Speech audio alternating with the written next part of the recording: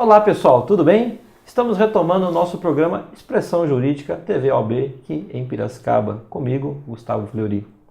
Hoje nós iremos entrevistar aqui o Dr. Marcos Gregório, que é o vice-presidente do TED, Tribunal de Ética, nos falar um pouquinho sobre sua carreira e também sobre um papel importante que esse tribunal tem para com os advogados. Tudo bem, doutor? Boa tarde, Gustavo. Primeiro, agradecer a oportunidade de estar aqui no seu meio de comunicação. Agradecer e parabenizar o trabalho que vocês têm feito desde 2015 aí. É um trabalho realmente muito louvável e dignificante para a advocacia, trazendo nessa plataforma mais acessível, né, não só para os advogados, mas para o público em geral. Então, parabéns aí pelo trabalho que você vem desenvolvendo. Obrigado.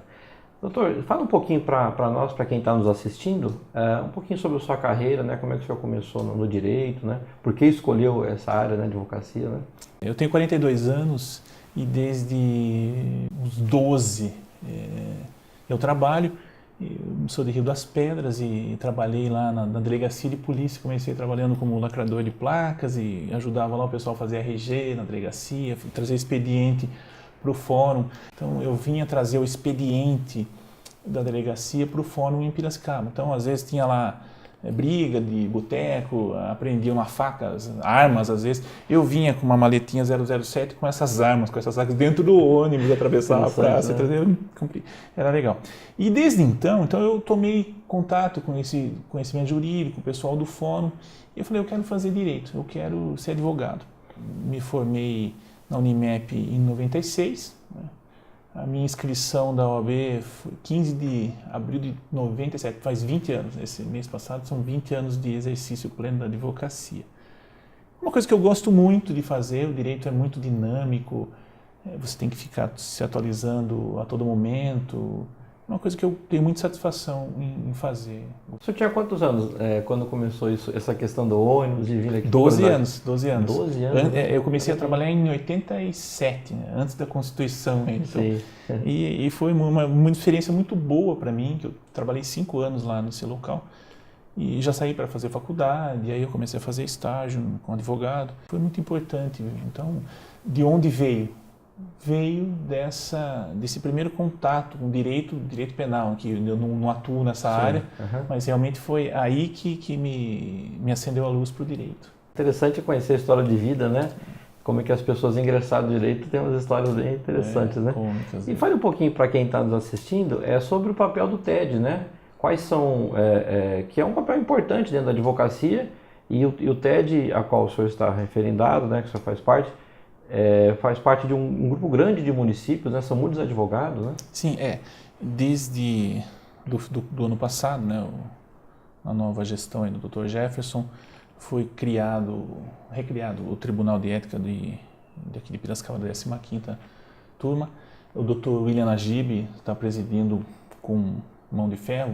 Ele é muito dinâmico. O Dr. Najib ele tinha um conhecimento anterior como conselheiro, foi presidente da Ordem Rio Claro, uma pessoa muito capaz. Ele vem então como presidente e eu como assessor especial, vice-presidente do tribunal. O Tribunal de Ética de Piracicaba, ele engloba desde Sumaré até Leme, passando por Santa Bárbara, Americana, Limeira, Rio Claro, até Tietê, Conchas, lá no Japaulista. Ele engloba são 16 subseções, Capivari. Nesse universo são 18 mil advogados, né? É muita gente. É muita gente. Nós temos um número grande, considerando a região, de processos. São 1.450 processos, em média, do tribunal. E são coisas, assim, sutis, outras mais graves. O que nós temos de mais graves é recorrente. Julgamento de processo, apropriação indébita, advogado, colegas que se apropriam de recursos, né, de recursos da parte, ou que não presta devidamente as contas para a parte. Então, a gente observa todos os processos com muito rigor, mas esse em específico, né, porque não é possível. A parte procura um colega aí para buscar seu direito e acaba sendo lesado. Então, isso nós temos muitos. Como também há processos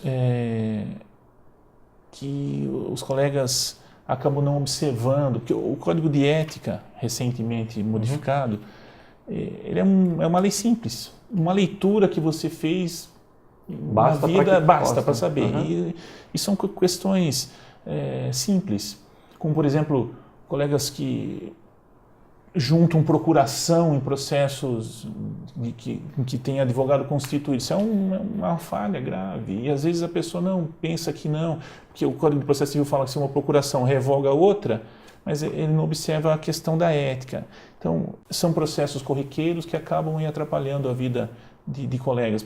Muitos em início de carreira não têm essa noção de prática. Então, se observar a leitura pura e simples do Código de Ética, é um texto simples e muito enriquecedor para a pessoa seguir na advocacia. A primeira turma em São Paulo é uma turma deontológica, então é uma turma que eles tratam dos processos em abstrato. Então, não são questões como nós tratamos na prática. Isso. São questões em tese, que é muito importante. Tem lá Lógico. a jurisprudência dela, então, para os colegas acessarem esse meio para ter uma noção mais... Daquilo que é discutido no sentido teórico, no sentido de reflexão por quem detém um conhecimento de vasta experiência. Exatamente. Né? Às vezes, uma consulta. A pessoa trabalhou num escritório de advocacia e aí deixou esse escritório e foi trabalhar em outro, ou foi trabalhar sozinho.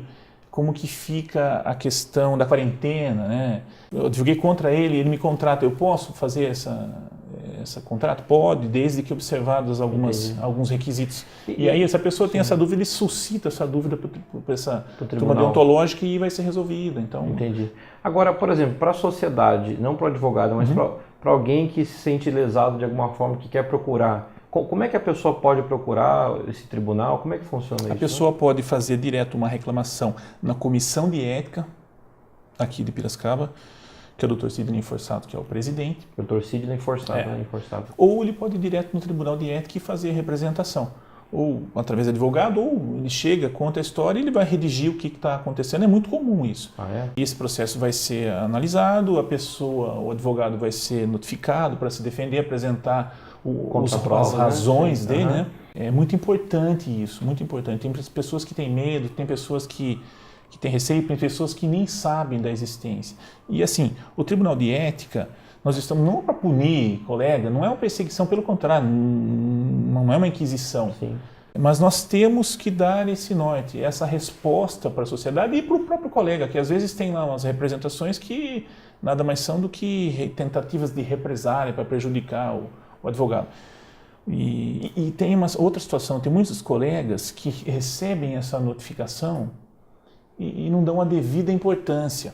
Isso é muito triste, porque a pessoa acaba sendo apenada lá com uma censura, sei lá, uma suspensão, e ele poderia muito bem justificar, fundamentar o porquê daquela reclamação. Tem alguns que não tem porquê mesmo, mas tem muitos que nós até observamos que poderia haver uma justificativa para aquele fato. E nós temos,